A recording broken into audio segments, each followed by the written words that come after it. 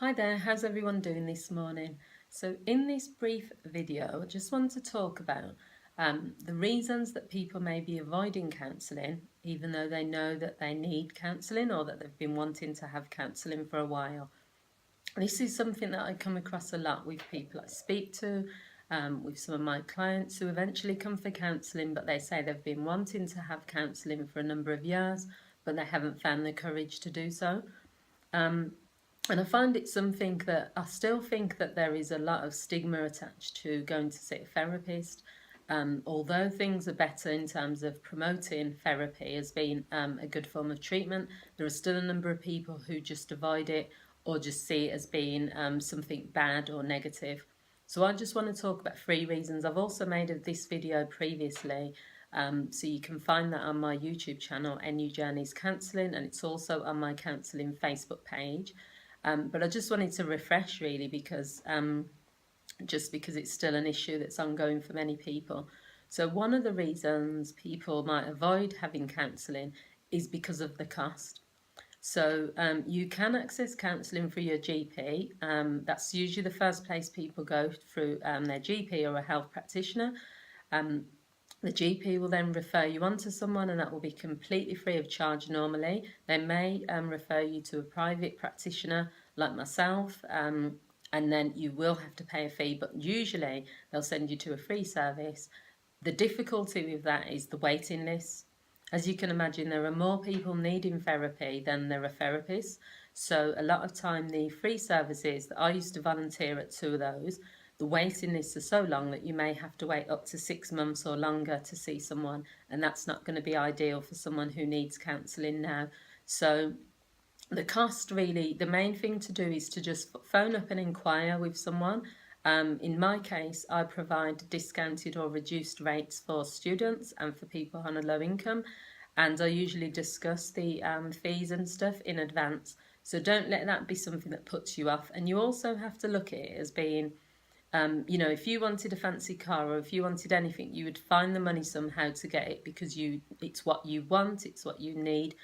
Therapy, you have to look at it as being not in terms of the cost of it, but in terms of what you will achieve and what you will gain from it. I go to see a life therapist, life coach myself, who helps me with my business and also personal things, and I pay her a fee of £75 an hour. Now, although that seems high, the amount of value I get from that 1 hour, actually it's 90 minutes with her, and I would pay a lot more. So it's not about the cost, it's about what you're getting. So the second reason people avoid therapy is because they're worried about what their friends and family might think. And this is something that I talked about in my last video. I just think that if you really feel you need something and you feel it will be of benefit to you, then nothing should ever put you off from that. You have to think that although your family and friends might have their judgments, they might have their own beliefs about what counselling is, if you know it's something you need and what would be of benefit to you, then you need to go ahead regardless, and maybe say to your family and friends that I know you're not supportive of this, I know that it's not something you would do, but this is my choice, my decision, and it's something I feel will benefit me. So I would not let that be a reason to stop you from having counselling. And the third reason which comes up for people is that they don't believe the counsellor will be able to help, or they feel that they're going to feel worse after having counselling. Now, I'm going to do an individual video separate to this which talks about that last issue where people feel that counselling is going to make me feel worse because I have to open up about my feelings.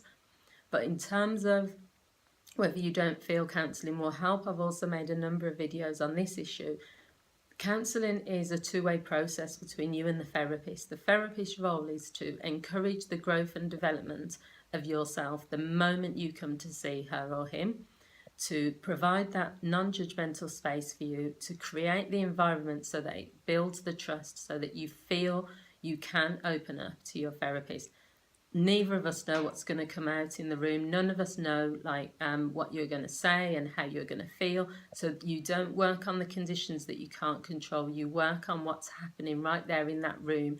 But you can rest assured that counsellors not only have been through training, but also they wouldn't be in their profession if they were not able to respond, in an empathic and warm way. So with myself, I'll respond to what's happening with you as a client, but I'll also make sure I'm holding the space for you so that you don't sort of leave the counselling session and feel like 10 times worse.